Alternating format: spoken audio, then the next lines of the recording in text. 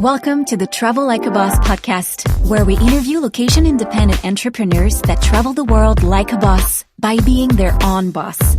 Here's your host, Johnny FD. Hey everyone, this is Johnny FD, and welcome to episode 246 of the Travel Like a Boss podcast. I am in Sri Lanka, and I have a special episode with Kristin Wilson, who is in, was it Miami? Miami, Florida. And we both have our Zoom virtual backgrounds if you guys are watching this on YouTube.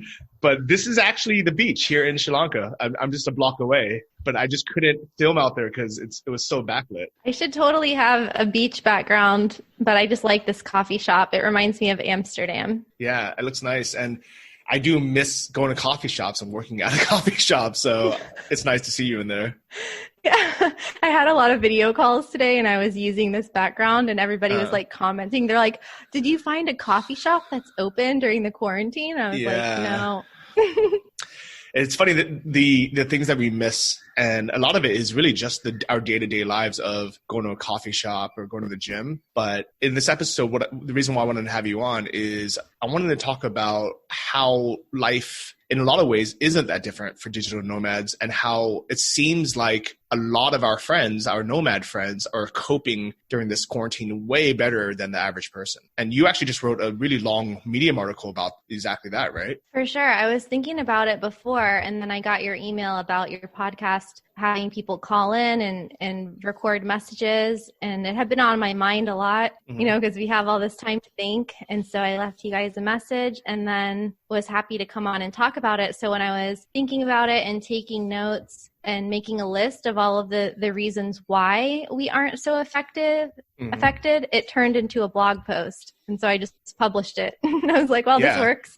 So, and it was it's gotten good feedback. People really like it. Yeah, it's been a super well-written blog post, lots of good detail in there. And we'll link it in the show notes of this episode. And if you guys recognize Kristin's voice, she was on episode 198 when we were actually neighbors and living together in Bansko, Bulgaria. I can't believe that was 2 years ago. I know, right? It sounds insane almost. Like almost exactly 2 years ago. It's so weird. But welcome back. And actually that article that you posted, it was perfect timing that you put that up first, because we got a few more, actually a bunch of comments on there with the feedback. And half of the people were saying, thank you for writing this. This is so spot on. This actually explains why my life hasn't changed that much. But I'll actually just read a few of them. Steve says, love this article. So many of my non-digital nomad friends are really struggling stress-wise, and I couldn't pinpoint why. I'm dealing well with this insanity, and I've been feeling guilty that I'm handling it so well. Kristin's well-thought-out article perfectly explained the why. Thanks.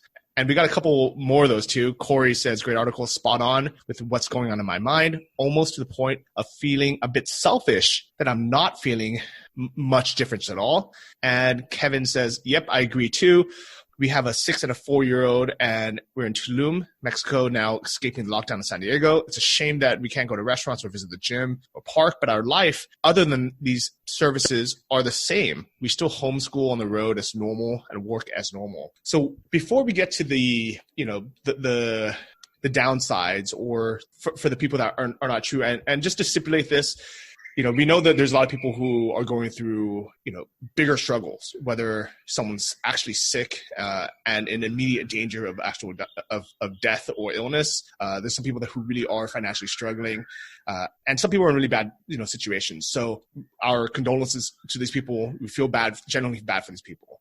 But this episode is really going to be about the other 99% of people who don't seem like they're struggling that much in our kind of circle. And let's first talk about some of the, let's talk about the pros and cons of it, because we had these 3 messages of people, saying, hey, life really isn't that bad. And I was feeling bad that my life isn't bad. Why is that? And then we'll talk about the other side as well.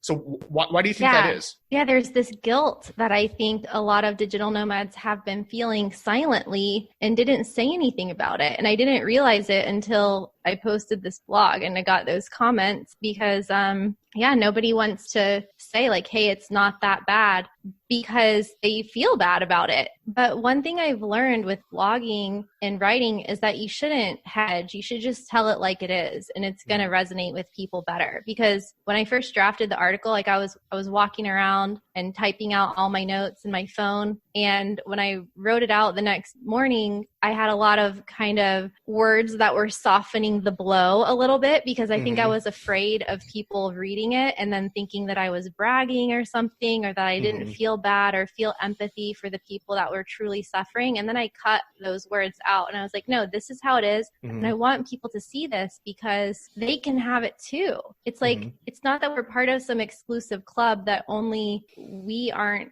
directly affected by it because of all the reasons that we're going to talk about. But it's like, this digital nomads live a life that is very close to a normal, ideal life of what we would have if we weren't stuck in the rat race, because we're not anymore. And so I think that we're providing an example for people of how just using like logic and common sense and being able to like extricate themselves from that situation, like from the Matrix in a way, that they can be more resilient to any type of thing that life throws at them, you know, whether it's a pandemic or they get fired or laid off from their job, or there's just so many things that the digital nomad lifestyle can provide for. But I mean, it's not, our lifestyle is not easy by any means, but when shit hits the fan, like we kind of have all of our ducks in a row, and we've been integrated into the remote economy for many years. So we've already been through a lot of the ups and downs. And so we just can kind of like roll with the punches, wait things out. And, you know,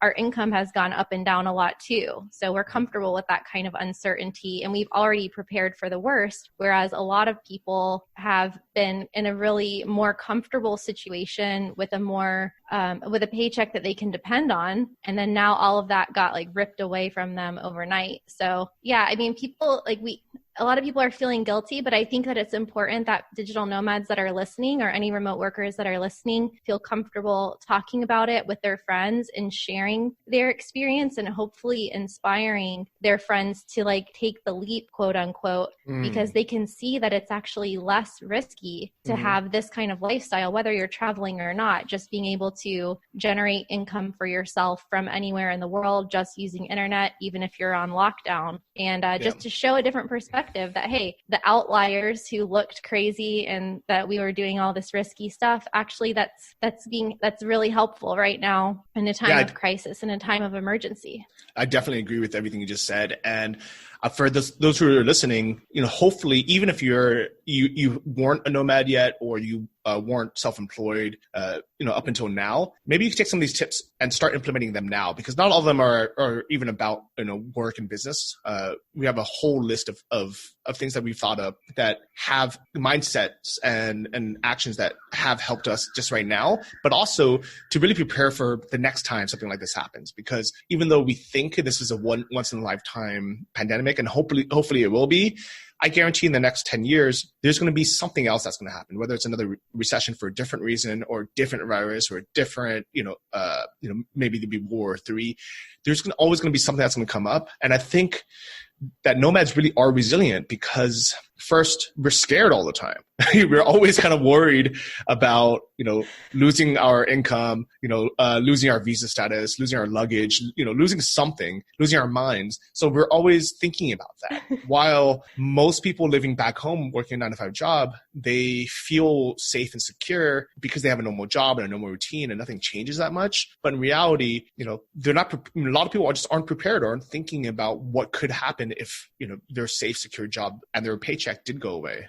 Yeah, it's like a false sense of security. And it's something that people have been talking about for a really long time, but it hasn't been a necessity to make any changes. It's been like an optional thing, a voluntary thing that people think that one day, maybe I'll quit my job, maybe I'll make this change. And it's like all of a sudden, billions of people had the rug pulled out from under them at the same time. But it really actually is an opportunity, because a lot of people got forced out of situations that they didn't like to begin with. And so this is really an opportunity for people to like think twice before going back into that situation in case something happens again. And I actually saw an article on Medium today, or on Quora maybe, written by a freelancer, and he said, now is not the best time to start freelancing. Before was the best time to start freelancing. And like, you know, like the best time to plant a tree was before or whatever. And what he was basically saying is that, you know, you should have done this already, like kind of tough love. But if you didn't do it yet, now's the time. Like, if not now, when? You know, don't wait for the next disaster. Don't wait for World War III, and don't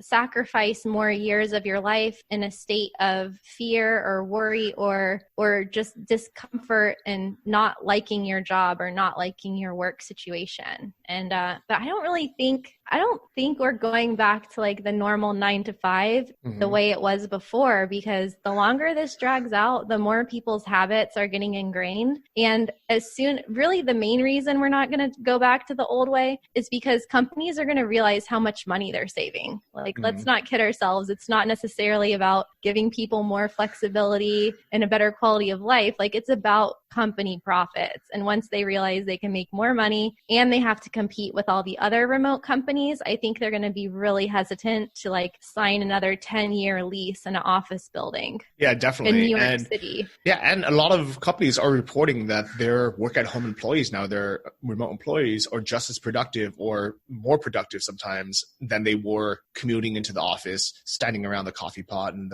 the water cooler.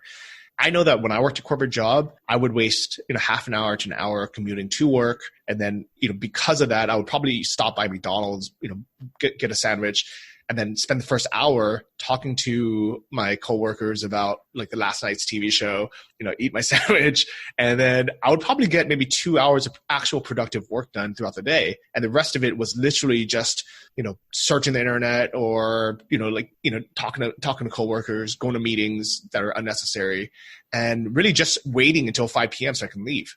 Totally. And these are things that, we've known for a while, because once you get out of that situation, it's kind of like traveling for the first time. When you leave your home country for the first time, it's like your mind just opens up to all the other possibilities, all the other cultures, all the other ways of life that there are. And you realize that your former ethnocentric perspective is not the best way, because there is no best way. There is no best country. There is no best culture or best place. It's like everyone's just different. And so you can't unsee this. Like, now that the veil has been lifted and everybody knows, like the employees know, the employers know, how do you go back to the other way? Because, I have seen some quote, like some studies coming out this week, even. I think Monday.com just had a study, and they said that, I forget the percentage, but it was like 20 or 30% of people, maybe it was even 40% of people said that they miss their coworkers, and they were experiencing this kind of trauma, this like separation anxiety from their office. But I think that that's temporary. I think that's because we start going to school when we're 3 or 4 years old, and then we're in that system for so long that for everyone overnight who's in like their 30s, 40s, 50s, 60s, to like all of a sudden their entire paradigm comes crashing down. Yeah, there's going to definitely be a period of like recovery and like mourning and grieving your old life, even if you didn't like commuting to work, or even if there were a lot of downsides to your job. Like, I think there's that connection there. It's just going to take some time for things to heal. And this many years out since you first went to Thailand, it's like you can't ever go back to the office after that. And I actually first moved to Costa Rica because I had a burnout in grad school at 21. And so if I hadn't have had that burnout, I would have taken a high stress corporate job coming out of grad school, from an MBA program, and my life would have gone in a totally different direction. So by complete sheer luck and accident, I never got stuck in that paradigm. But for people who've been in it for a long time, it's going to take some time for adjustment. But I think that once they get in their comfort zone, and their new comfort zone, they won't want to go back. Yeah, I definitely agree. And I think as remote workers or digital nomads, a lot of us, even though our lives have changed, like I liked to go work at a cafes, and sometimes I would switch it up. I would go to a co-working space one day, or a cafe, 2 different coffee shops one day, maybe go co-work with friends. And then now I'm working, I'm like, okay, do I want to work on my balcony, or do I want to work from my room, or do I want to work from the kitchen? And So that has changed, but the work has been the same. I work from the same laptop that I've been using since 2013, and I'm using the same tools. I already use Zoom. I already use Slack. I already use everything on the cloud. So I've never had to change anything. Yet these are things that a lot of companies or a lot of people had no idea even existed until now. Yeah. And I've been writing about remote work for a couple of years now, but it's been really surreal to see just like other people coming out of the woodwork, talking about, the same stuff. And sometimes it's people who I knew personally who worked for really big companies. And I would talk to them like, hey, why don't I come in and do a workshop to help they would work in HR, for example. Like, let me come in and talk to the human resources team about remote work policies. I can give you some information about that. And they were just like rejecting it. Everybody resisted remote work for so long. And there's a lot of reasons for that and why it's been going on for the past 50 years. But yeah, I think it's good that companies were forced into it, because if this hadn't happened, and of course we don't want anyone to be sick, we don't want anyone to die, like we don't want the economy to collapse globally, like we don't want any of the negative things that are happening. But one of the silver linings definitely is that companies that might have waited 20 years to let people work remotely, or 10 years, they have to do it now. And so I think that long term, that's going to completely transform the quality of people's lives for the better when they can move closer to their family members, or move somewhere with a lower cost of living, or have less stress because they don't have to commute, or like all the other benefits of remote work. So even though there's downsides of remote work as well, like I think that as a general global population and the whole society of the planet is going to benefit from this when the dust settles. Yeah, I definitely agree. And it's not that every digital nomad or remote worker has their business, 100% the same. I know for me personally, some of my income streams have gone down a bit, and some of them have gone up. So for me, it's been pretty balanced. And you posted in your article a poll by Johannes from Nomad Cruise in the Facebook group that asked, how did COVID-19 affect your business? Let us know on the poll. And this was really specifically geared towards freelancers, but really this was kind of applies to a lot of digital nomads and entrepreneurs. So out of 200 people, more or less, 100 said nothing's changed. So pretty much exactly half said nothing at all has changed. And then 69 said, I lost some clients. We don't really know what that means. Maybe that means a little, like, did they take a 10% pay cut or a 50% pay cut? We have no idea. And 27 said, I lost all my clients. And kind of the rest was 50-50. Some people had the projects paused. Some actually got more work than ever. Some of them, but very, very few lost over half their clients. Only 3 out of 200 something people lost more than half their clients, and only 27 lost all their clients. So 30 out of 200. So 15% of people were very negatively impacted, but the other 85, either nothing had changed or they took a small pay hit, but it wasn't that big of a deal yet. And to me, when I saw that, I was very impressed. Yeah, it's probably the exact inverse of what is happening in the physical economy. Mm-hmm. And what I found interesting about that, or I think like one of the insights I took away from that, because I've done polling before as to how do people support themselves as digital nomads. And I know you have with Nomad Summit, so maybe you can comment with more detail, mm-hmm. but just in the Facebook groups that I've pulled in, like 90% of people are self-employed digital mm-hmm. nomads. Like then the rest of them have, maybe it was 80%. And then like 10% have online businesses of some kind. And then even like less than 5% had full-time remote jobs. Like it was mostly people that were self-employed. And so when I saw Johannes's poll and then I heard the people on Travel Like a Boss, and I could sense the calmness in their voices, and like their just state of mind was a totally different place than you would see if you turn on the news or look at Twitter or something or social media. And I think it's because digital nomads, freelancers, independent workers, we have this sense of self where even if our revenue gets cut off, which mine did, most of it, we have this kind of self-confidence and abundance mindset that we know we can figure out new revenue streams. Like, it doesn't matter if you take all of our revenue streams away, we will just literally start over with something else. And if we don't know how to do it, we'll learn. And we all will have like a bunch of projects that we want to work on anyway. So I lost, like, I think I said 75% of my income because I've had a relocation company since 2011. So it's all travel and the borders are closed. Like, my main destinations are Canada and in Europe and in Costa Rica, and they're all shut down, and Mexico. And in like Playa del Carmen, you can't even drive to Cancun right now. So, so I just basically made a show reel of video stuff. I mean, I took a skill inventory, like, okay, what are the skills that I want to monetize?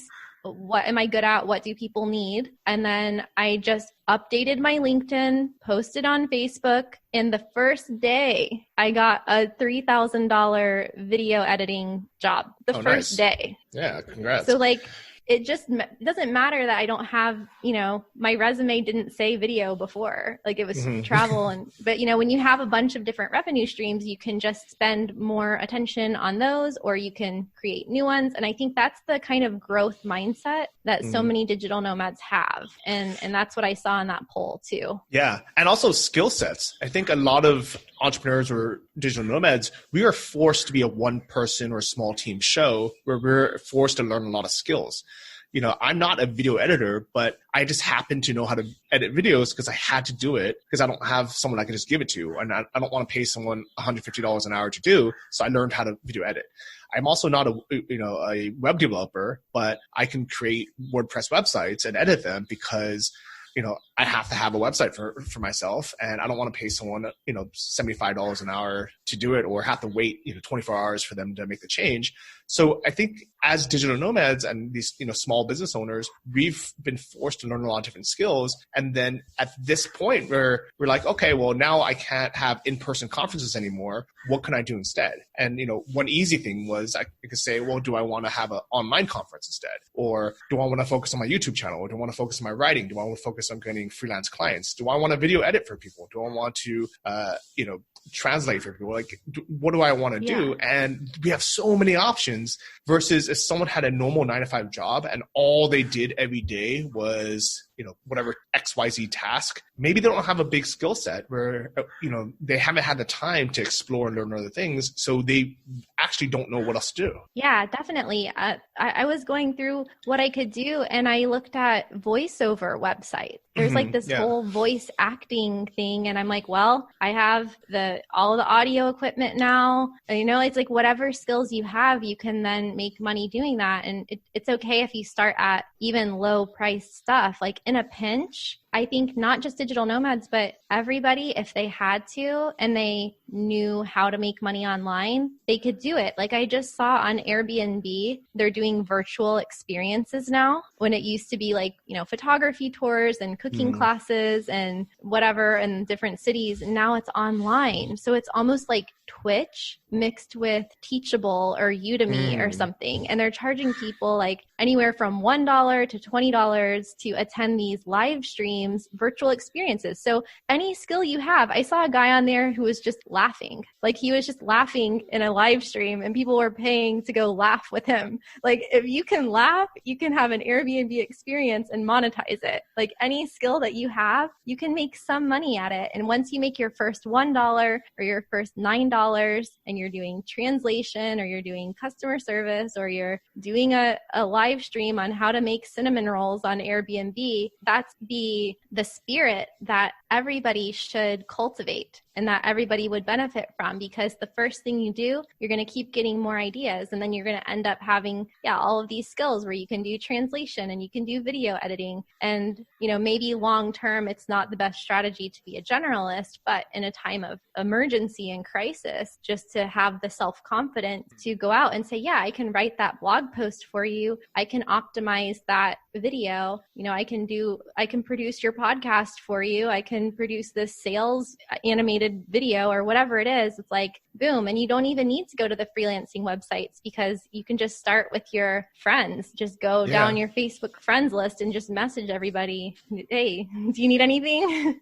And you'll be surprised. Yeah, I definitely agree that we as entrepreneurs and kind of online business owners, we have a vast amount of skill sets that we can either, diversify or just even pivot and just say, you know what, I've always wanted to learn how to do this, or, you know what, I've always kind of left this part of my business ungrown. Maybe this is the time I can focus on it. And a lot of business owners I know, they just like pivoted with products even. So I know a lot of friends in the e-commerce space where they have, online stores, dropshipping stores that sell, XYZ item. And maybe that item right now is not selling very well, but they have a store, they have a website, they have the tools and knowledge. So they're like, well, okay, what is selling well? So some people started selling face masks. Some people started selling, different like homemade ones, or if they can source it, proper face masks, and it went from a store selling, like purses to like selling, items. And it's just such a simple transition where I think these are things that, people, once they hit a crisis, they can either think, my life is ruined. I don't know what to do. There's nothing I can do. I'm just going to sit here and watch Tiger King eat ice cream, order Domino's, and, complain about how everything's bad. Or you have the other side. And I think this is the majority of digital nomads that I know personally, is they're like, oh man, I have all this free time now. I have no excuses why I can't do this project. Let me just sit down, hustle. Let me figure something else out. Yeah, that's a really good point. And you just made me think of another thing I should have put in here, is that you're the average of the 5 people you spend the most time with. And when you surround yourself with like-minded people, like when you're going to Nomad Summit, or when you're going to Nomad Cruise, or when you're joining a mastermind with other digital nomads, you're just going to elevate yourself even more. Even joining the Facebook groups. I mean, those are great communities. There's so many. There's the Reddit threads. Like when you're around other self-motivated people who are either already digital nomads or who are aspiring to do that, and they have big goals and dreams for their life, then that raises the vibration of everybody else, even if it's remotely, because we're all connected. And so that's probably part of it too. I agree, but definitely it depends on which Reddit thread or which Facebook group you're in, because there is a lot of negativity online. And that's why I like in-person events, especially paid events, whether it's the Nomad Cruise or the Nomad Summit. Even if someone's paying $100 or $200 to attend something, they are so much more motivated and more optimistic and like normally successful. Like I think the reason why all my friends, I mean, literally out of hundreds of people I know, they're all, in this positive mindset, is because I meet them at these, mostly paid events where everyone's like, yeah, I'm going to invest $500 in myself to learn, to grow, to network. And versus in the random Facebook groups that I posted your article in, to ask kind of for questions, that's where I got a lot of the other side, kind of the, I don't want to say the negativity, but the not so optimistic side, Let me take a look at a couple of them. So Maya says she has a lot of friends who are nomading in hostels and had to spend 2 to 3 times more money now on a private flat because the hostels either shut down or they can't be around that many people. And, some people, she's like, I'm happy that your fellow nomads are surviving this period better than mine. LOL. And I read that and I was like, I don't know any digital nomads who are living out of hostels, like, maybe for a night or two when they're traveling. And I realized there's probably a lot of digital nomads, quote unquote, who are really just backpackers that are just traveling as quickly as possible, living as cheaply as possible. And their budget for accommodation isn't $1,000 a month or $600 a month. It's maybe $3 a day or something, or whatever the cheapest possible accommodation is. And they're not in a situation where they can say, you know what, I'm going to be stuck here for a month. I need a productive place with good internet, a place I can, some space I can stretch out. So I'm going to spend $500 or $1,000 or, $1,500 this month on a nice Airbnb somewhere comfortable. Yeah, actually, I mean, it's an opportunity for those people too. I wouldn't consider the people that she's referring to digital nomads. I would say they're just backpackers, not even digital backpackers. Like they're just people like traveling on their savings, which is something that humans have been doing forever. But if they want to be digital nomads, this is the perfect time, because they should raise their standards of what they can create for themselves. Like what if they said, I don't want to live on $5 a day or $10 a day? What if I made another goal that I want to make $100 a day? And if they're stuck somewhere, then this is their opportunity to try something new and to try to actually like make real money so that they can travel longer, because eventually that money runs out. You know, we've met a lot of people that just quit their jobs and went to go travel for 3 months or 6 months or 1 year. But then when the money runs out, they have to go back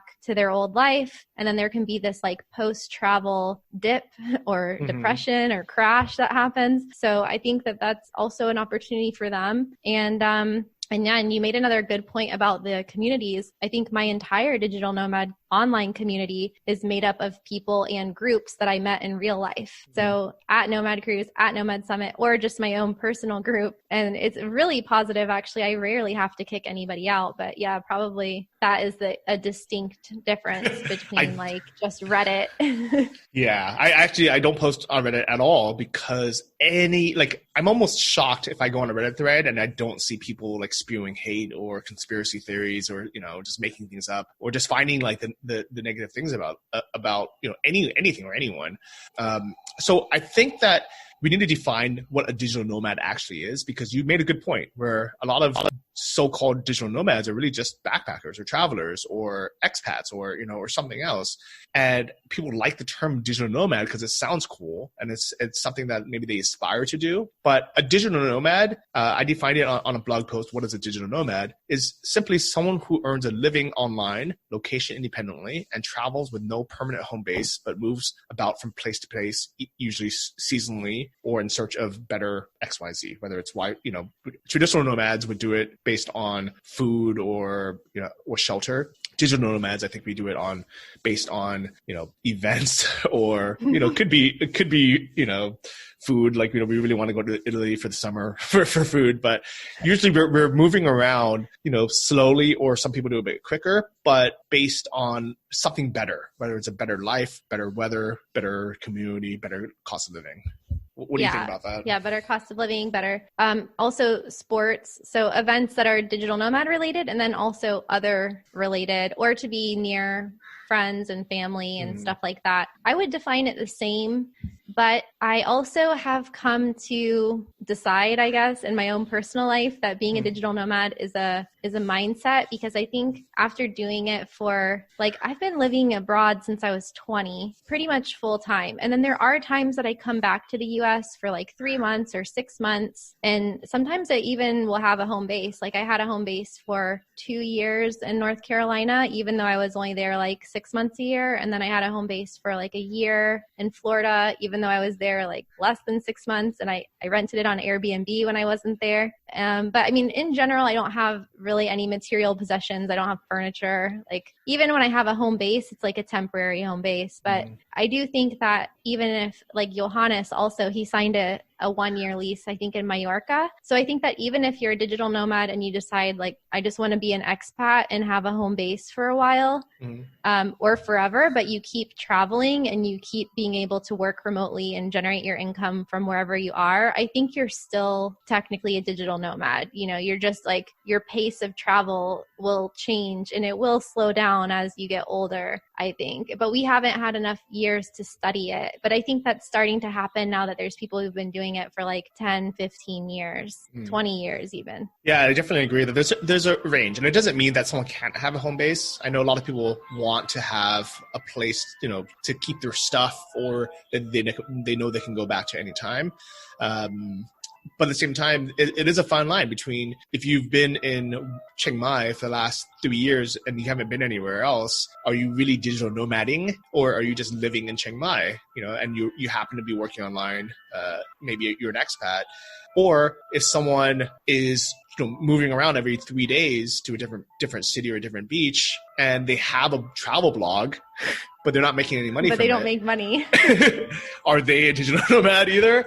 You know, and honestly, I'm not here to judge anyone's life, but we are here to try to dive in deeper on why some people, you know, are thriving during this time and why some people are struggling, you know. And again, you know, not people who physically got sick or in immediate danger, or, you know, something traumatic has actually happened. But for the most people who, I'm going to try off this ice cream. Oh yeah, what is that? So that's someone serenading me playing for Elise. But it's actually the garbage truck here. When they drive by, instead of them, everyone leaving their garbage cans outside, for rats to come and just it's unsightly and it smells. You just keep the garbage in your house until the garbage truck drives by, and you go out and you just throw the bag directly in the back. And they do the same in Taiwan as well. I have never seen that, and I haven't been to Sri Lanka or Taiwan, so that's probably why. But that's a really good idea. Yeah, actually, there was in Taiwan. I think they did it because they had a big problem with trash and and rodents and things like that. And they just overnight they're like, okay, we're doing this now twice a week. When you hear the for Elise, go outside.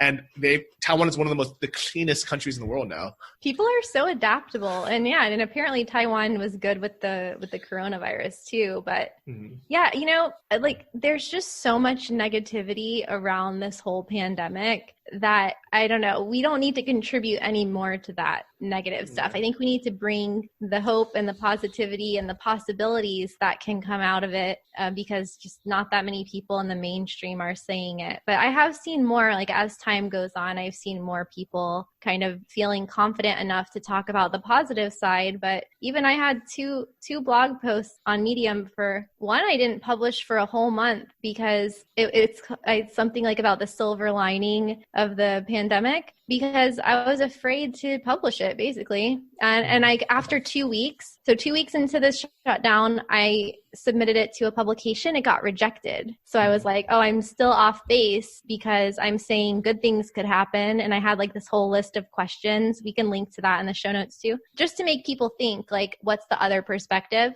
And then I finally just published it on my own page a couple days ago because I was like, whatever. And then I got people messaging me on Facebook thank you for posting that. Can I share it? Can I translate it into French? People wanted to spread positive vibes. And I feel like a personal duty to society that if I have experienced something and I have some knowledge that I can share and give kind of another perspective from the future or, what's possible, then I need to talk about it. Because for a long time, when I lived in Costa Rica and Nicaragua doing real estate as an expat, so I was physically dependent on being there. I was not I was happy and I had a good life and everything. But what I realized after is the thing that was missing is that there really wasn't social media then to even share about it. I didn't even have Instagram yet. And I just got a Facebook account in 2008. And so I had already been living down there since 2003 or something. So there wasn't a way for me to express what I was doing or share that you could actually go and live in these countries and make good money and not have to be in the rat race. And then once social media blew up, I felt if I talked about it, it was bragging. So now I just feel we've got to just share all the information that we have so that people have other things to model after besides just the doomsday scenarios. Yeah, I definitely 100%. I 100% agree with this. And that's why I'm such an advocate for being optimistic and sharing what actually works. And I do think that, we do have to caveat or, spend the minute saying, if this doesn't apply or it's not possible in your current situation, then, I am sorry, but this is for the other 99% of people. And this is the same with the articles right now that, the one you had just posted, or the quote that's been going around where it says, if you don't get out of this quarantine with more knowledge, a new skill or side hustle started, you never lack time, you lack discipline. And the thing is, so many people read that and was like, yes, I'm going to get off my couch. I'm going to pause Netflix, stop binge watching. I'm going to put down this this 3-pound bag of chips, and I'm going to go work out at home. I'm going to go, read a book, or I'm going to do something. Yet cancel culture comes in and says, no, this is wrong because there's people who are suffering and this is a pandemic and it's okay to suffer and struggle, during this time, which is also true. But the problem is by putting that fighting out there, so many people who were able-bodied and able-minded were like, yeah, you know what, they're right. I can suffer. I am struggling right now. Let me put it back on Netflix. Let me grab the chips again. I have an excuse or a reason I'm, now to just not do anything. And I think this is, while you're maybe helping or making it okay for the 1% of people or maybe 3% of people who really are struggling and have no way out, maybe we're, helping them feel better about themselves in their situation, but we're ruining the other 97% of people who could have got off their butt and did something. Yeah. And I actually saw an article where someone said, you're looking for an excuse to not be productive. And I think those naysayers and doomsdayers, I feel bad for them because I feel like that's how they personally feel, that they can't get it together right now. And there's some people that are suffering more, even like if they're not physically suffering, they're just in a mental and emotional place that's not good right now. They're worse off than others. But what is going to change that? Is eating like Cheetos on the couch for 23 days and watching Tiger King going to make it better? No. And that's what I'm most worried about is the people who don't get off the couch. They're going to feel 100 times worse when this is over compared to before it started, because it's just like a negative spiral. And if you're an able-bodied, able-minded human being right now who's not on a ventilator in the hospital, then there is hope for you. You can get out and live for the people who can't. A bunch of people died, hundreds, how many? Like 100,000 or something died. So it's like, this is the wake-up call to start living. And it's like exercise. Like if let's say you start exercising one day and then you get energy and you exercise for a few days, but then your muscles feel sore. And then like one day you're too tired to work out. And then all of a sudden, like another week goes by and you didn't work out. Like if you just kept going, you would keep getting more energy. You would keep feeling better. It's like a self-fulfilling prophecy. But when you don't move your body and you're staying inside all day and you're not getting in nature and you're not doing anything productive, you're not using your brain, and you're eating bad food, and then you're drinking because alcohol consumption went up by like 200%, I saw something like that, then like the outcome is going to be really bad when things kind of fall back into place. And so I think if at this point everyone has had a sufficient amount of time to like mourn and grieve and stay in bed watching Tiger King, which actually I watched part of it. I watched half of Tiger King, but it was so disturbing that I just stopped watching it. I was like, I'm in such a positive mindset right now. I don't even want to watch this. So yeah, like, I don't know. I don't think anyone has a choice. Like if you feel bad right now and you're sad, then experience that, feel that sadness, but then get up because we need you. Like the world needs everyone to step up right now. We need you to bring your skills. We need you to bring your creativity. We need you to create new products, new businesses, new services. Like this is the time. Like this is like the time we've all been waiting for. Like it's happening right now. So everyone get up. Please get up. I like that. I do like that. And I made a video about this on my YouTube channel.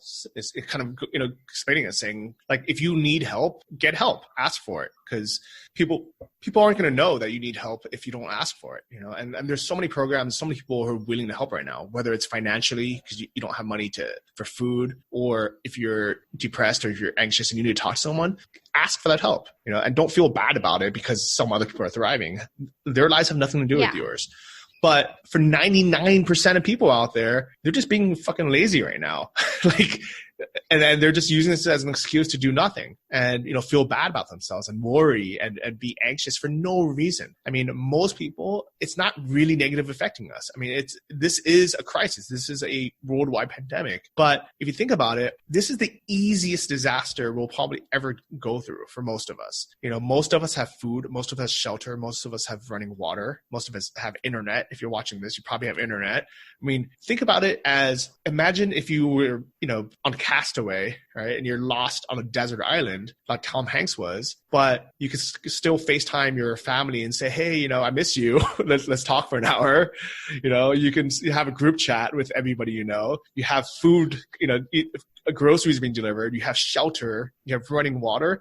Yeah, it would still suck to be cast away on this, on this island by yourself, but it wouldn't be that bad. Yeah, totally. And nobody is judging anyone right now. Like you can do whatever you want. You can launch stuff, go live stream, like all of that fear that we used to have that people were watching us or they were judging us, like that's out the window. Nobody's paying attention. So, I mean, they might be watching more live streaming or like consuming more content right now, but everybody is in like, I think a more forgiving mood, like a more accepting mood. So it's like, if you go out there and mess up a bunch of stuff, people are just going to be like, okay, cool. Like you went for it. Yeah. You know, if that, because they're all like distracted with all the other things going on. So I think now is a good time to do it if you've ever felt self-conscious about anything. And yeah, like we're not at war. I mean, the knowledge that people are suffering shouldn't make you suffer into perpetuity. Mm-hmm. You know, there's people who have been in really bad situations throughout history, human history, and they were in physical danger. You know, think about your brain is just trying to keep you safe. But when you look around you, this is something I've learned in meditation and I've learned in Vipassana, is that, you know, is anything actually happening to you right now? And I have to say this to myself sometimes because, you know, we all get like anxiety or whatever. I have to be like, okay, are any of these things that I'm thinking of or afraid of, are any of them happening right now? You know, like, am I in my house and they're evicting me and I have no food? And like, you know, like whatever the worst case scenario is. And I've also learned this through Stoicism. So the Stoic philosophers had a lot of money. It was like the Roman emperor and his consultants. And, you know, these were all like the highest echelon of people 2,000 years ago. And they would practice losing everything. They would eat only stale bread for like weeks. They would sleep on the floor with like nothing, just like on the dirt floor. And they realized that they could survive. And so that's the thing, is like, we have all the comforts of home right now. We're safe. We have food, we have water, we have toilet paper, we have Amazon Prime. Like, we're really only suffering in our minds for the most part. So if you can cut yourself off from exposure to all of the fear mongering and just think about what do you want to happen when the quarantine is lifted, like the faster you start digging yourself out of the hole now, the easier it's going to be later. And you can't just give up. There is no giving up. You just, eventually we all die, you know, and we leave. But until then, as long as you're alive and kicking and breathing, like, keep going. I actually just Googled this today because there's an avocado tree outside my house.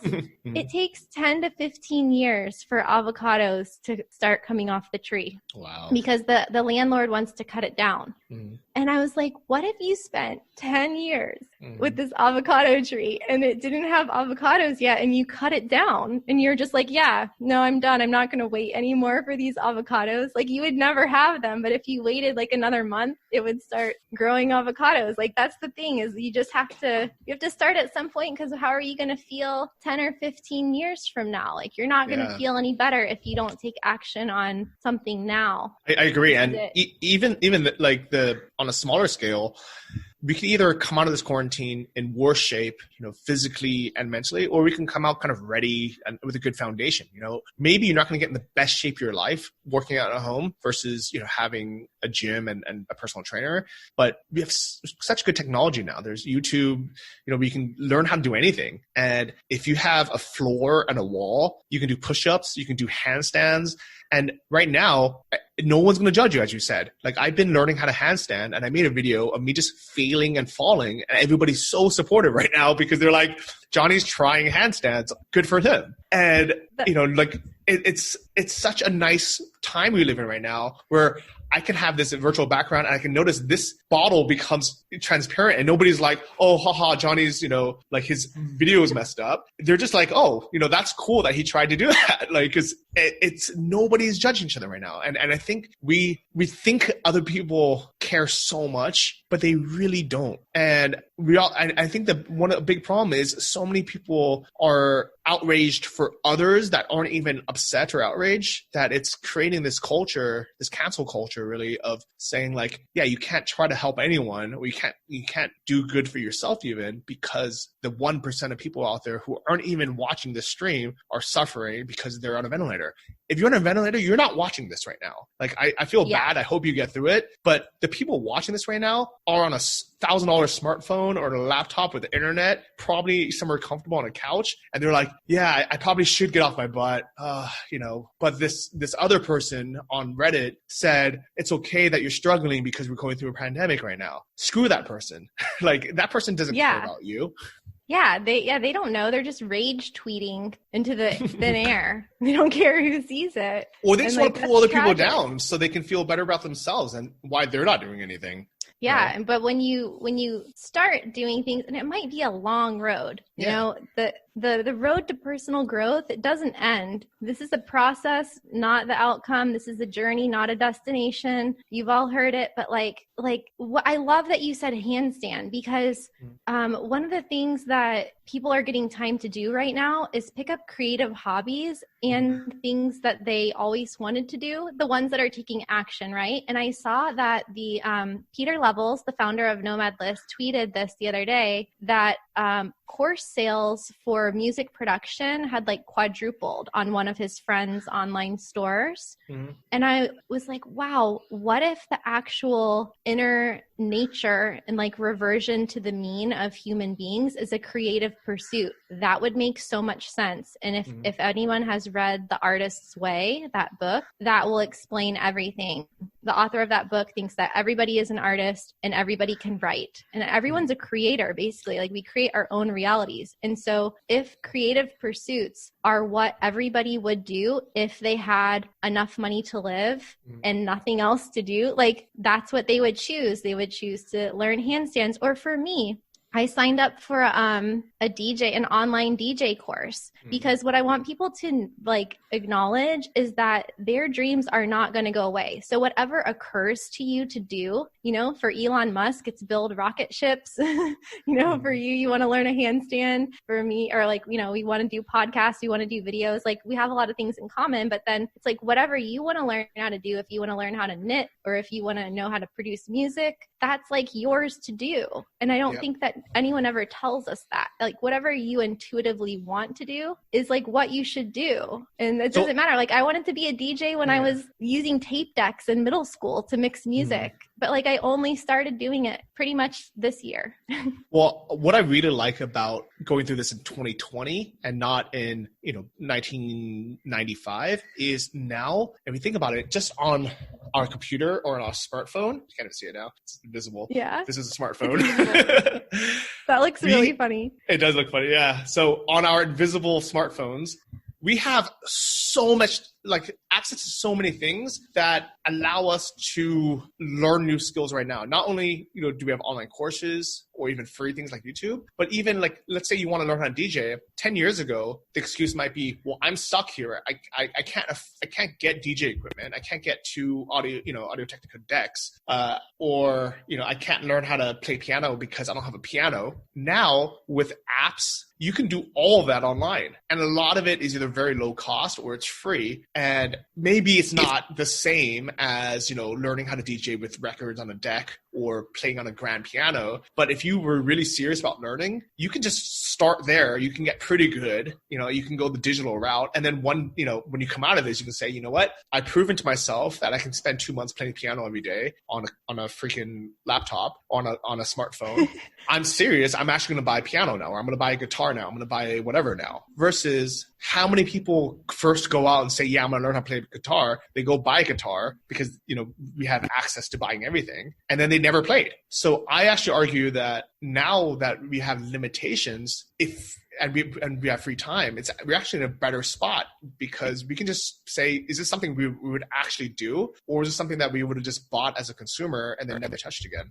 Yeah. I mean, I signed up for a DJ course in 2008 and it got canceled because not enough people were going to go to it. It was in Costa Rica. And then, at that time, the internet, I didn't even have internet at my house or anything. So I didn't really have that many options. I didn't look into it much more after that. But here we are in 2020. And, I have no excuses now. I'm like, well, I've wanted to learn this forever. Like, if I wait another 10 years, I'll still want to learn it then. I might as well do it now. And so just like, I don't know, maybe I'm like aging myself, because I think we're kind of similar age, but you probably remember in elementary school going to the grocery store to get encyclopedias, right?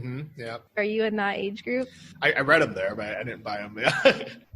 Or, well, like, I don't know if you remember, like, in the grocery store, they used to have like all the encyclopedias, and you would go, I think, once a week. Okay. The next letter came out in the Oh, volume. nice. Okay. So when I was a kid, if I wanted to look up information, we had the whole Encyclopedia Britannica set in my house. And I'm sure most, like maybe a lot of American families had that, but not everybody, like just because my parents were like crazy about schooling and everything. So if I had a question for something, I would go look it up in the encyclopedia book. And if it wasn't in there or they only had a little paragraph about it, then I would have to go to the library to go get other books about it. And like now we have everything. Like think about the guys like Napoleon Hill and people like that from like the 1930s. They would lose it if they saw what was going on right now. They're like, you have access to the internet, to all of the knowledge in the entire world, and you're just blowing it. Wasting it away. They would be so pissed.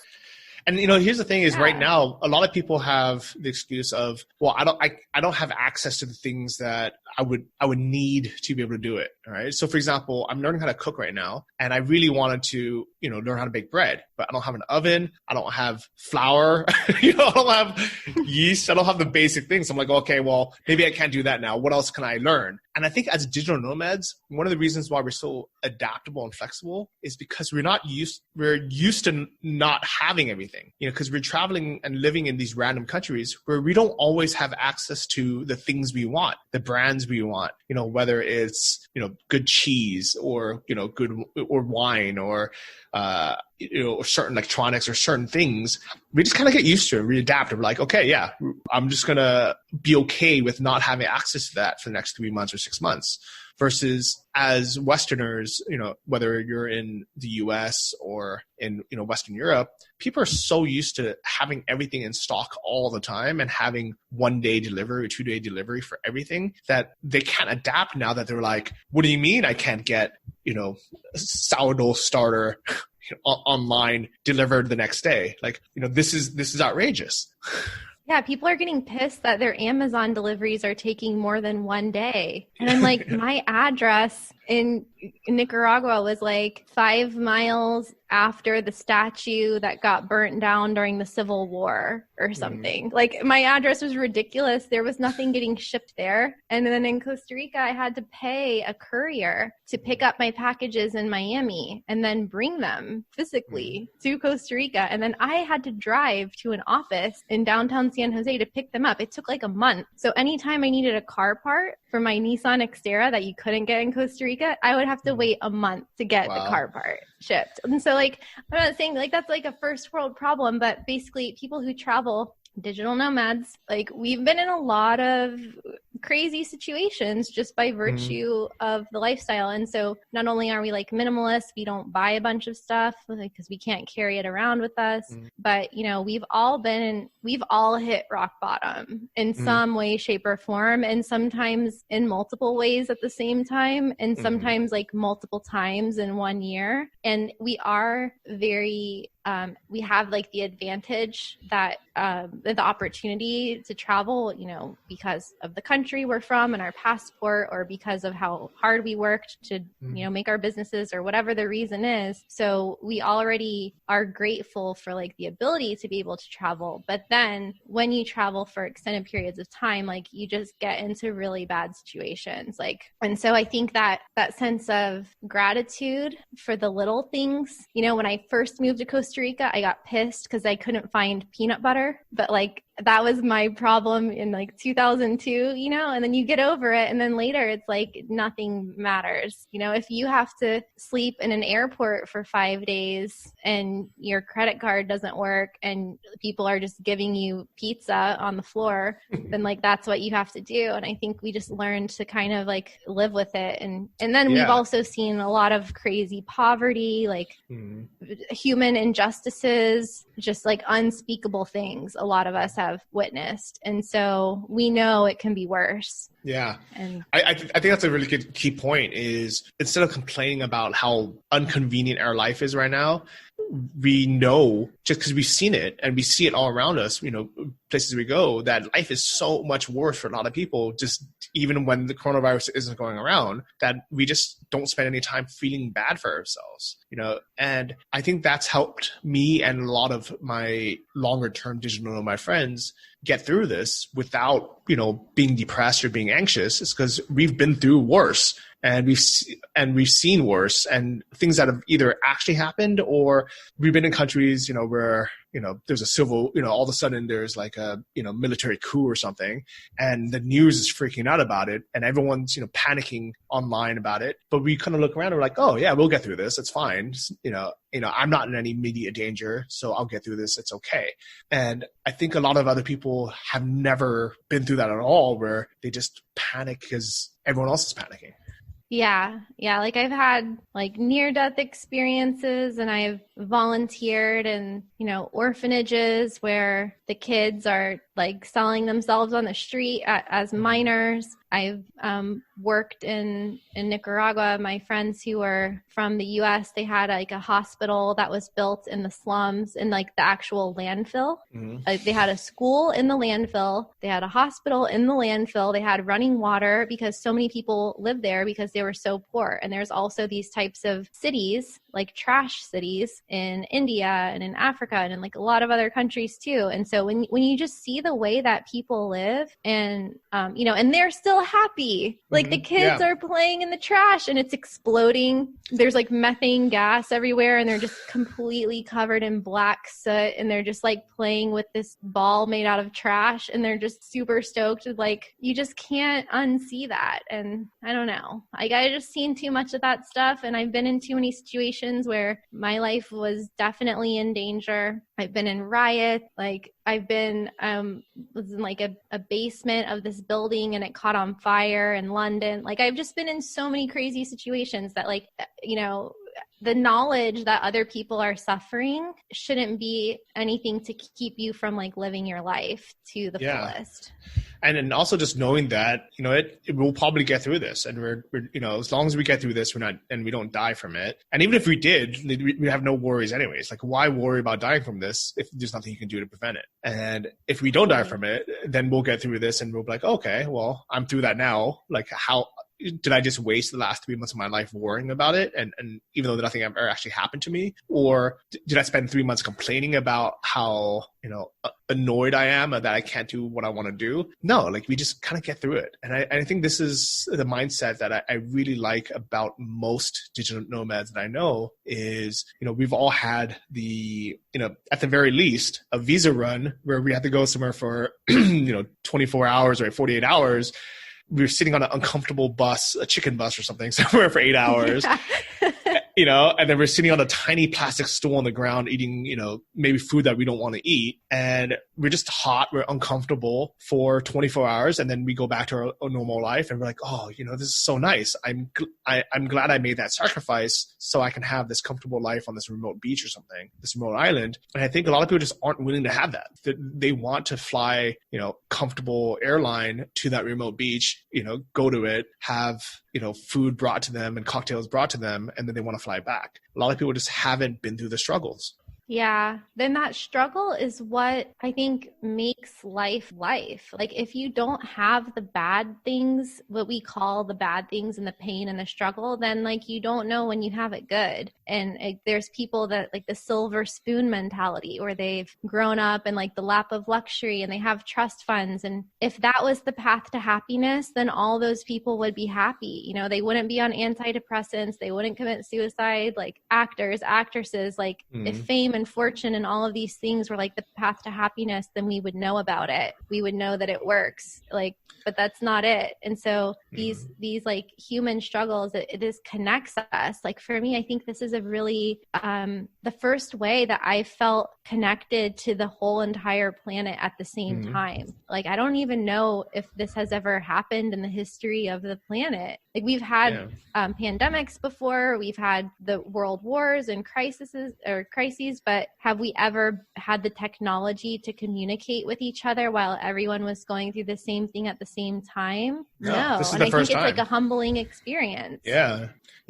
And I think this is a unique experience that, I mean, I would rather not be in this situation. I would rather this end quicker. At the same time, I know that me complaining about it and being upset about it is not going to help anything. And that's why I don't spend any time being anxious, worrying about what could happen. I don't spend any time, upset that I can't get the things I want to get, or that I would rather be somewhere else than I am now. And I think a lot of stress and trouble that people go through, and some of it's not their fault, right? Some people just get unlucky, and I feel bad for those people. But a lot of people, they either put themselves in a situation where they end up getting more stress. And a good example for this would be all the people who've been panic flying to different places this last couple of weeks, last month, trying to either get somewhere better or get somewhere they'd rather be. And they stress about flights getting canceled. They stress about, trying to get to the airport and having, the chaos over there, or having to change, four planes and, having some things get shut down, having to spend the night on a floor in an airport. And they get all this empathy from people saying, oh my God, I can't believe you went through this. Like, congrats for getting through the struggle. And then I asked them, why did you fly in the first place? And they're like, oh, well, I really wanted to, try to get somewhere where the lockdown wasn't happening yet so I can have the freedom of going out. I'm like, was that worth it? Like, why did you put yourself through that? Or even I wanted to be close to my family, but they're not even close to their family because they can't see them for at least 14 days anyways because they're quarantined, and I'm like, why did you go through that? You should just stayed where you were.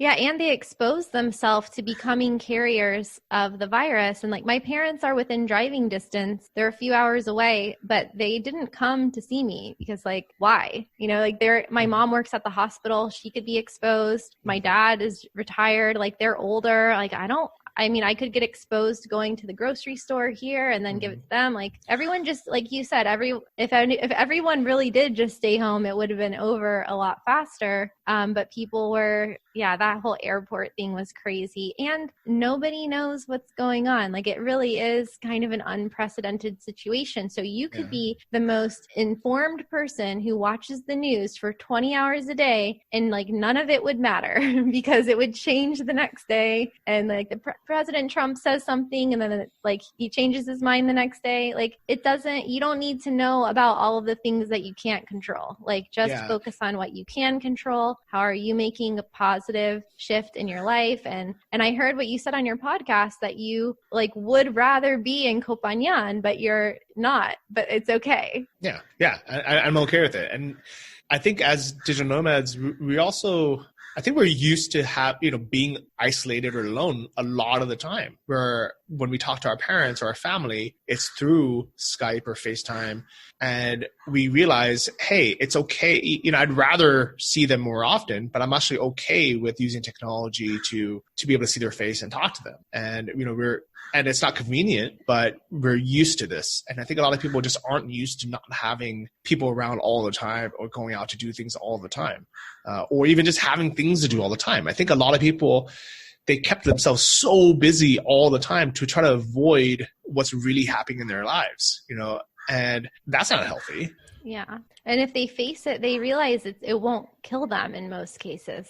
Yeah. Like, sitting with that pain and facing it, you realize it's not that bad and you can get through it. And I'm so grateful that I did this. January 1st for 10 days, I did like this 10-day silent retreat in Canada, or not retreat, the course. I kept calling it a retreat, but silent meditation course that actually Jack Dorsey, the founder of Twitter, has done multiple times, and they have them all around the world. And it's like very basic situation. Like, you're sleeping on a wooden plank, you're eating beans and rice for 10 days. There's no talking, there's no nothing. And going through that, and you realize you focus on observing the feelings that you're feeling. And you just realize like how crazy the human experience is in that way, that we can change our mood so many times throughout the day, that we have different physical pains and like sensations. You get a headache, like your leg is numb, like all these different things are happening all throughout the day. And then it's gone. It passes through, it passes away. And that's kind of just like how life is. And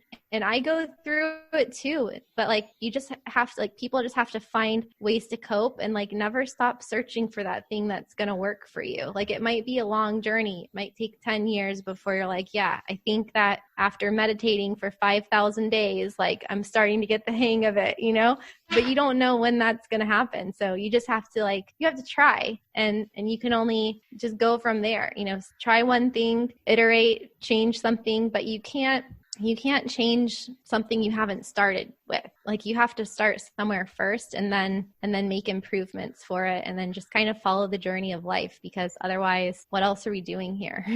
So that was the mental health side. Yeah. So I've actually, I do. I was going to say, I actually went through Vipassana as well, a 10-day silent meditation in the past. And I'll say you did? Yeah. It was the hardest thing I've ever done. Same as you, couldn't talk, couldn't consume anything. So no input, no music, no reading, nothing for 10 days, and just being forced to be by myself. I slept on a wooden bed, which is really just a raised platform, with a wooden pillow, which literally just a block of wood. We had 2 vegetarian meals a day, with the last one at noon. So no food after 12 p.m. And all we did was just sit there and meditate for, 12 hours a day. And it sucked. Where did you do it? I did it in the south of Thailand, in somewhere near Surat Thani. It's called the Jungle Temple. It's Jungle Monastery or something. It was in the middle of nowhere, and it was probably the most uncomfortable thing I've ever done in my life. But that makes me know now, like, hey, if I get stuck in quarantine somewhere for 14 days, and I have very little food, and I have nothing to do, and I just have to sit there for 10 hours a day or 12 hours a day, I can get through it. I'm not going to die. Totally. And like, you wouldn't have that if you hadn't had that experience. You wouldn't have that experience today. Like, having that perspective, because you've gone through the hard stuff, makes it easier today. So it's like the harder stuff you put yourself through. And I know that you've done a lot, and a lot of digital nomads like to challenge themselves. I think at least the early adopters, which we everybody who's a digital nomad now, I think, is still an early adopter. I think it's just like a small percentage of remote workers that even are digital nomads. And was a small percent of the population. But, we're doing intermittent fasting. Like, you did the Muay Thai boxing, like, did you do keto and fasting? Mm-hmm. Like, a lot of us we've put our bodies and our minds through lots of weird challenges and things. And so all of that just makes us stronger. So yeah, I recommend if anybody wants to go through like the hardest thing ever, that's mentally the hardest thing, it's one of those silent retreats. And then you'll never be bored again, though. Like, you will never be bored. I definitely agree. And if you want to do it yourself now, this is a great time to do it. It's hard to do alone, and it's hard to do without any guidance at all. What helped me get through it was I wasn't at home. I was, in this random monastery somewhere, and everyone else was doing it. So I look around and no one else is talking. And I'm like, well, I guess if they can get through this, I can too. But you could technically just do it yourself. You don't need anything. You could literally just be like, all right, for the next 10 days, I'm not going to turn on my phone. I'm not going to turn on the news. I'm just going to eat, some fruits and vegetables in the morning and then sleep on the floor. You could do it. And this could be that excuse that, if you've always wanted to meditate for 10 days and you never had the time, now you have the time. Everybody has the time to do it now. And it's free. It literally doesn't cost anything to do. Yeah. Yeah, I hope that people are getting some ideas from this. A lot of the people who listen to the podcast, they probably already share in this mindset, but maybe the people around them, like friends and family, are having a negative mindset too. And so, we're also a product of our environment in a way, but it's good to enjoy your own company. And a lot of digital nomads are single. A lot of us are solo travelers. And it gets to the point where you kind of like your own company more. Like, you still love other people. And like, I love all my friends, and I feel like I have thousands of friends all over the world. But sometimes when you're like traveling with 1 or 2 people, you can be like, okay, I kind of just want to like do my own thing again for a few weeks. And you can kind of go with that ebb and flow. And there's, digital nomads that I would meet hiking in Bulgaria. And it's like, people are just going off, doing their hikes one day by themselves.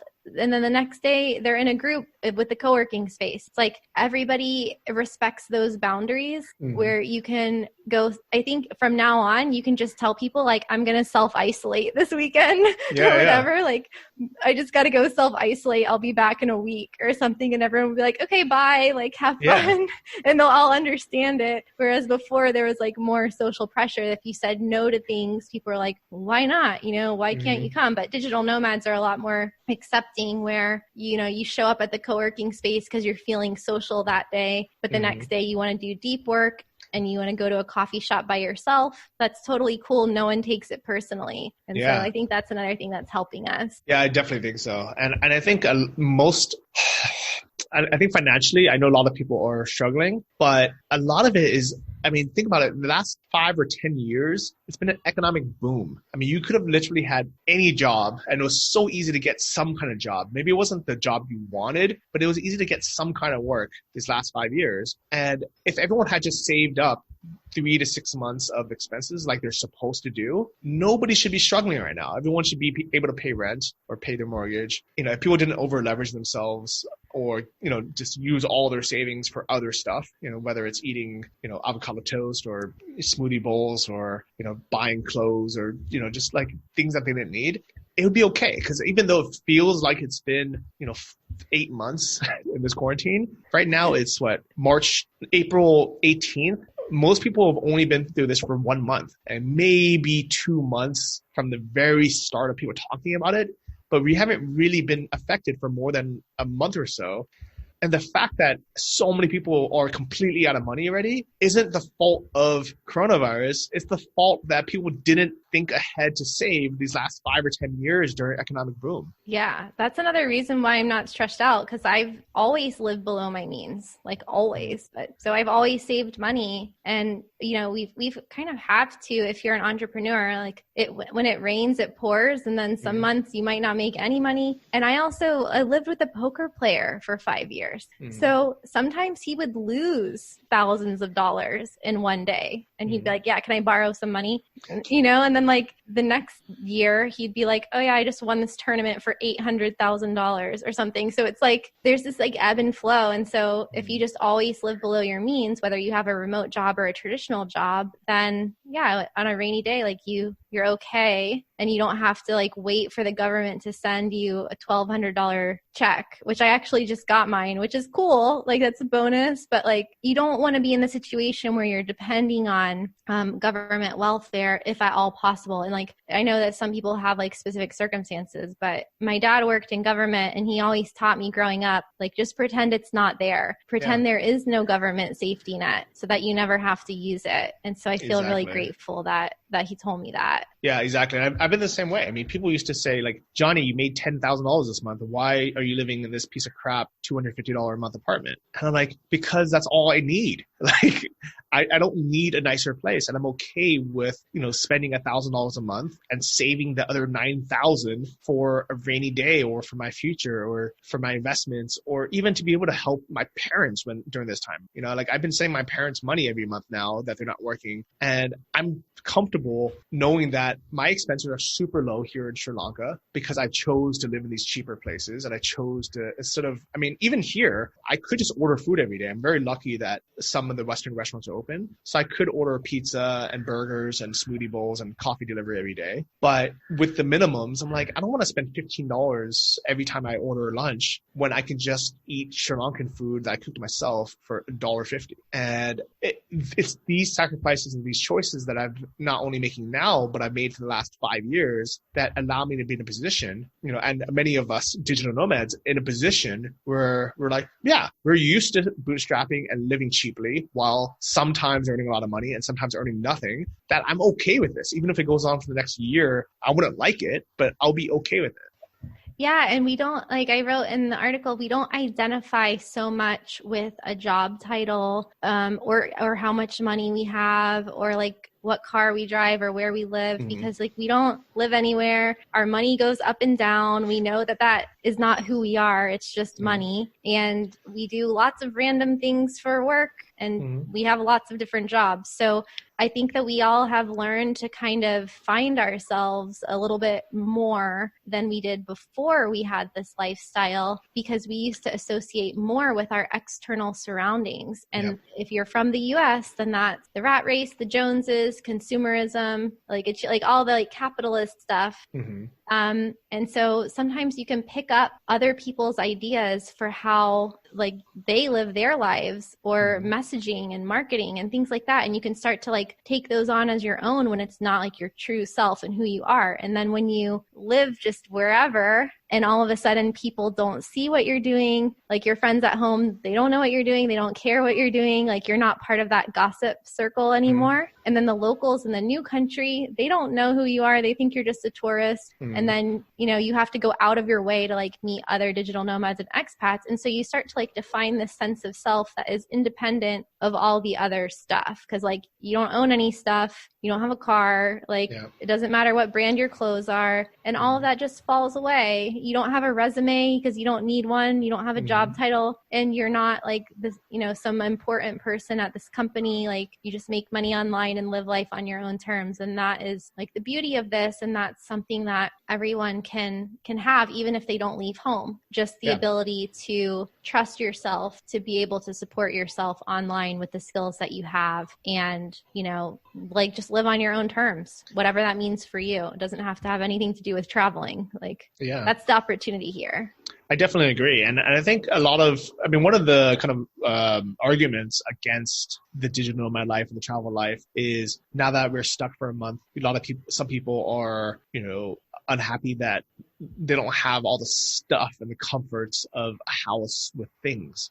I travel carry-on only, and I've been stuck here in Sri Lanka for more than 2 months with just what has fit in my carry-on bag, and I'm okay with it. Like, yeah, it'd be nice to have. For example, I don't have a TV at all, so I'm watching Netflix on my 13-inch MacBook Air from 2013, and I'm okay with it. I mean, I'd rather have a 50-inch TV and a surround sound system and a comfortable couch, and I'd rather have a big, you know, comfortable office chair and a big monitor. But at the same time, I'm so used to just having this old 13-inch laptop, I'm okay with it. And I think, you know, like, while other people, let's say they get in a position where their TV breaks, their internet goes down, or they can't get whatever they, you know, they're used to, or they can't afford it anymore, they suffer. And they're like, oh my God, I cannot go, you know, I can't live my life without this thing. Like I can't, you know, a lot of people can't even live their lives without having a big fancy TV in each room. I mean, that's why the average American has like 3 TVs in their house, even if they live alone, you know. And because I'm so used to just not having anything, I actually, if anything, it does 2 things. One is it makes me okay with not having anything and having less. But second, physically, I have more space. So even though I'm not in a big room, I'm in just a normal sized bedroom, just because I have so little things, I have like the peace of mind and the clarity of every day walking around, just not having that clutter. Versus if I lived back in the US and I had stuff everywhere in a closet full of clothes and I had nowhere to put anything, I'd probably feel more claustrophobic than I do now. Yeah, whenever I go back to my parents' house, because I left stuff there, and I used to have a storage unit, like on and off, I have had one or not had one. And it is so stressful to know that you have stuff in like places. Like I once had stuff at my ex-boyfriend's house. I had stuff in the storage unit. I had stuff at my parents' house. I had stuff in my apartment in Costa Rica, and I was subletting it. And it's like, that is just baggage weighing you down. So like, I haven't really like bought new clothes or anything in so long, because I had so many. Like I could literally not do laundry for 6 months and I'd probably have enough clothes. I mean, I'd probably run out of like underwear and socks and stuff. But like, you know, like most people have like a walk-in closet full of stuff and access to all the food and everything. And like, there's no need to hoard things. It's like, just like let go of all of that stuff, because like I feel lucky that I'm here, that I have my office, like all my home office equipment. But like I was saying in your other podcast, and like the 1-minute recording I sent in, I would be okay anywhere. Like I could be there. You know, when we went to Bulgaria, I remember thinking that our rent was like 200 euro a month or something. And the furniture was like not that comfortable. And I didn't have an oven. And like there was basically, it was a very minimalist apartment, very rustic. Mm-hmm. But I ended up extending my stay there and then going back again the next year. So it's like even living on the least amount of money that I had lived on the whole entire year and like the least fancy apartment, I actually felt better, like had more peace of mind, more comfort. And, you know, we were just going to the market, like buying a bunch of food for $10 and stuff. And that's fine. Yeah. And I think a lot of, I mean, hoarding is probably a good example. Is there's so many people in Western countries that just think that by having more stuff in their house in case of a rainy day or for whatever reason people hoard, they think that their life is better and that they're going to feel more secure and more safe and have less anxiety by having more stuff. But I think in reality it's the opposite, where as long as we have the basics, food, water, shelter, you know, a toilet, like we're probably okay. Like we really don't need more stuff. And I really believe what you said is the more stuff we have, the more clutter we have in our minds, and the less comfortable we are, the less just at ease we are. So that's what I love being a minimalist. And think about it this way is every time we would have bought something that was, you know, even if something that's $20, and it's so easy to buy random stuff that's like 10, 20, 30, $40. And we end up just buying that like every other day when we live back home. Either we order it on Amazon or we just buy it in a store and we're like, oh, it's only $20, I'm going to buy it. It's only $15, I'm just going to buy it. And that stuff ends up being cluttered in our house. That takes up mental and physical space. But here's what people don't think about is imagine if every time you would have bought that $20 or $40 item, you just didn't, and you put that money in savings instead. Imagine how much more free your life would be right now. Like, would you rather have all those random $40 items, or would you rather have, you know, $40,000 in the bank knowing that that's there if you need it? Yeah, that is a really good point, because even with no pandemic, one of the big hurdles for people who want to become digital nomads is what to do with all of their stuff, like selling it, giving it away, you know, like throwing away all of that money just to have the freedom, like to cut the cords, cut the ties, and be able to travel. That's a big accomplishment in itself when you have a bunch of stuff. And so maybe that's another thing that people can think about during this time, because all of that stuff creates, it's a cost, whether it's like an energetic cost or an actual financial cost that you're paying, you know, if you have like multiple things that you have to make payments on every month, and that becomes a liability in these kinds of situations. Yeah. So that's more food for thought. Yeah. So I know this is something that people don't want to hear, but it's the truth.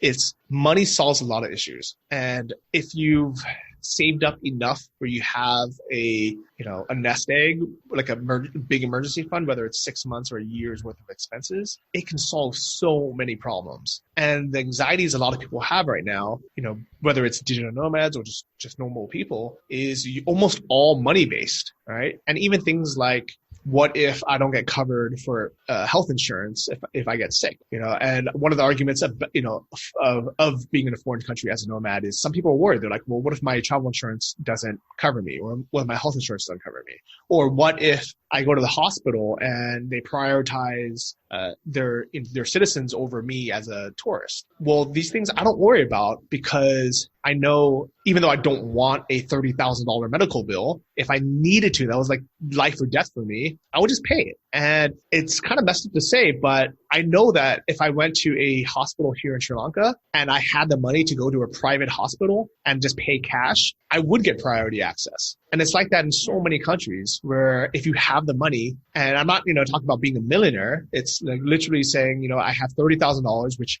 I would have liked to not spend because that's my retirement money, my emergency fund. But if I have that, I know that no matter what crazy situation there is, I can get through anything, and I can just pay for healthcare. I can pay for, an overpriced Airbnb if my landlord kicked me out because I'm, Black or I'm African and living in China right now. With enough money, even though it's a bad situation that I don't want to be in, I know that I can just get through it. Money solves problems.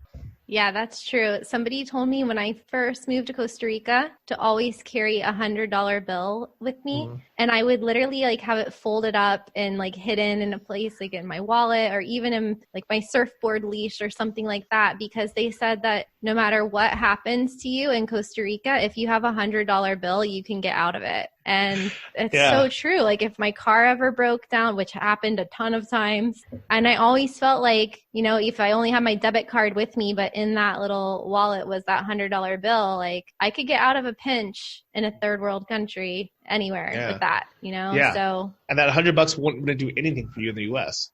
No. And if you have health insurance in the US, like you have to pay a lot of money. I mean, I honestly don't have health insurance in the US right now, which is a big risk, but like I don't want to pay $400 a month for something that I'm probably not going to use, especially when I'm in foreign countries. I can pay out of pocket, and like private healthcare in other countries is not as expensive as is in the US, like not even close. So I could pay out of pocket. It costs me $50 to go to my doctor in most countries. And like I've had a doctor in like Slovakia and Nicaragua and whatever, and I would just pay out of pocket because it was actually more of a hassle to claim it on my travel insurance than to just pay for it and be done with it.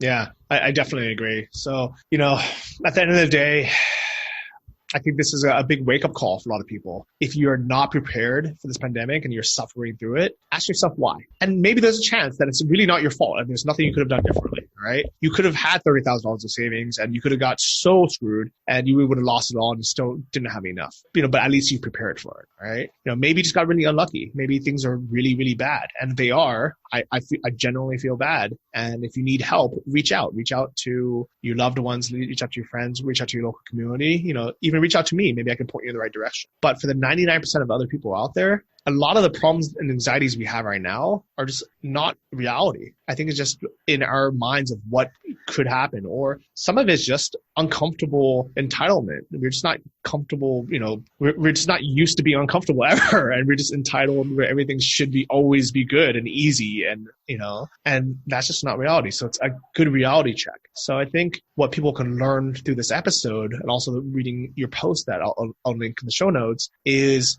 we have to have some personal responsibility. And we didn't choose to be in this pandemic. None of us did. But the choices we made the last 5 years of what mental state we're in now to get through it, what financial state we're in now to get through it, and what physical shape and where we are even. I mean, we knew this was happening back in February at the latest. We had time to relocate to a different country before the lockdowns. And either a lot of people chose to try to go somewhere better, you know, potentially that had more freedom, whether it's Mexico or, you know, Thailand or Bali, and they got stuck somewhere, or they chose to stay where they are. They chose to go back to their home country and, you know, live with their parents and now be stressed that they're spending so much time with their family. These are all choices that we had made. And I think that's what I really want to leave everyone with, is realize that most things that have happened to us have been a choice. And it's also a choice how we're going to get through it now, but also what we're going to do for our future.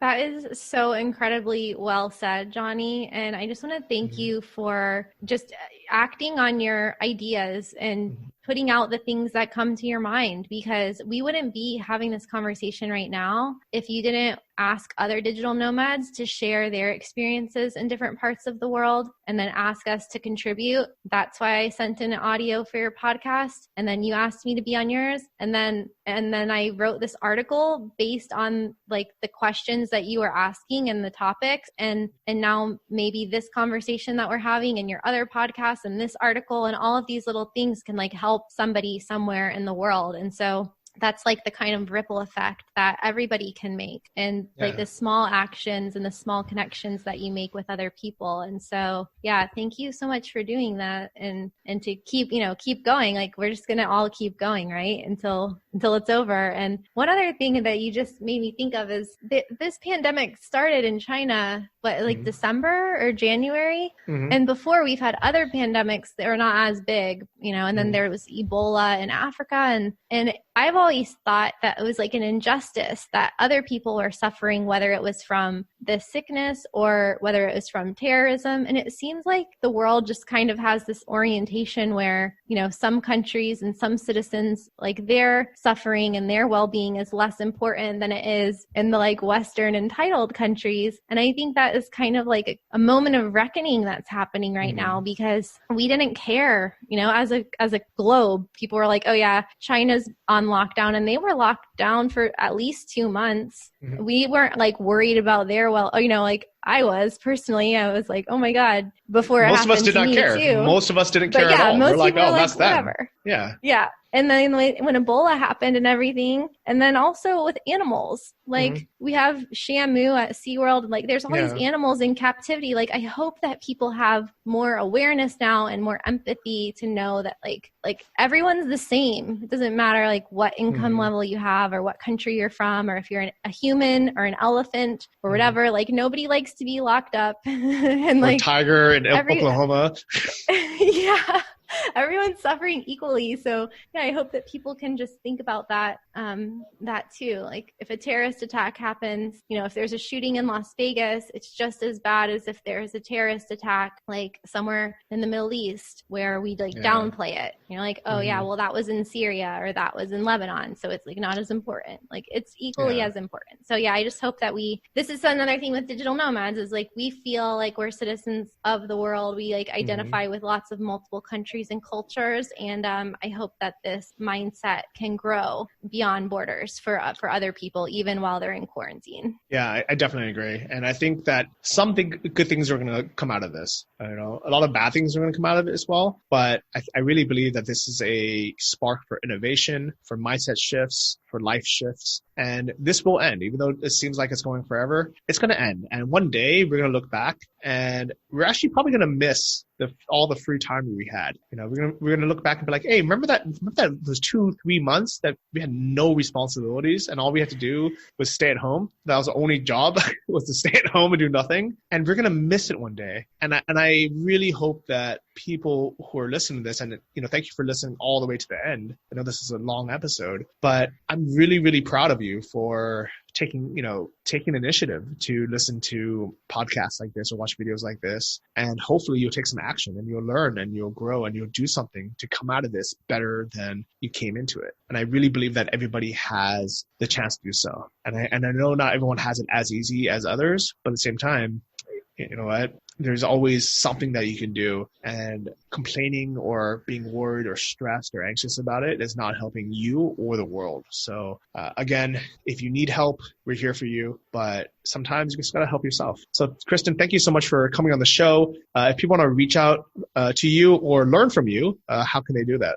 Well, I think the best, I have so many places now online, but my Facebook group, Badass Digital Nomads, and my podcast, Badass Digital Nomads, you can always tune in there, or on YouTube, Traveling with Kristin, travelingwithkristin.com, and youtube.com/digital nomad. So there's a lot of places, but if you just Google me, just Google Traveling with Kristin or Google Badass Digital Nomads, and you'll come across it. And we'll put all this in the show notes. This is episode 246. And Kristin also has a new Make Money mentorship program. So if you need some help starting your online business and you want to have, is it weekly coaching calls? You can. Yes. Yeah. Oh, sorry. So I actually created this out of like the needs of people in my Facebook group because everybody was panicking, like, how do they make money online? And I was like, well, I can answer Facebook messages one-on-one, or I can like actually create a framework for how to make money online, like, now. So I put together a course, and it's a weekly call, and also like 2 private consultations with me just to help people get started. Okay. I love it. Get over that hurdle. Yeah. If you want to check that out, I think some people will benefit from that. Kristin's been doing this for a long time. We'll have a link to her course in the show notes. Just go to travellikeabosspodcast.com and look for episode 246. Any last words, Kristin? No, I mean, thanks again, Johnny. And I really look forward to everything that you're going to create out of this. And I have so much love for the Travel Like a Boss community and the Nomad Summit community and the whole Digital Nomad community. So thanks for just acting on your instincts and putting this content out there. And yeah, if anybody is feeling unsure of stuff or just needs like some motivation or tough love, like reach out to Johnny, reach out out to me and we'll set you straight.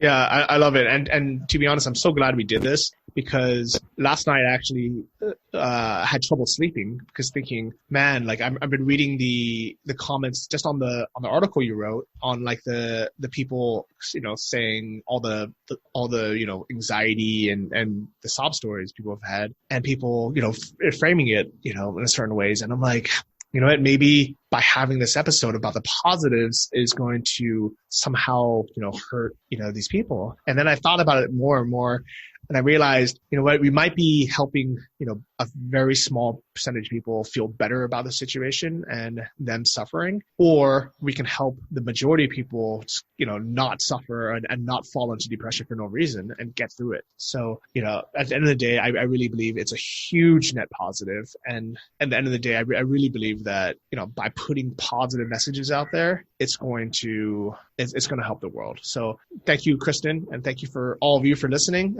If you like this episode, please share it with a friend. And if you like the podcast, go to iTunes, search for the Travel Like a Boss podcast, give it a rating and a review, because that helps boost it up and gets out to more people. So hopefully we'll talk to all of you in the next week or two, and hope you're all safe and healthy wherever you are. I love all of you guys. And Kristin, thanks for coming on. Thanks. Bye, guys.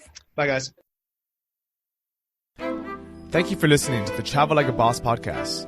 If you want to hear more, including the bonus How to Choose the Perfect Niche episode, join our mailing list at travellikeabosspodcast.com. See you next week, and remember, if you want to travel like a boss, you need to be your own boss. So start your online business today and start living the lifestyle you've always dreamed of.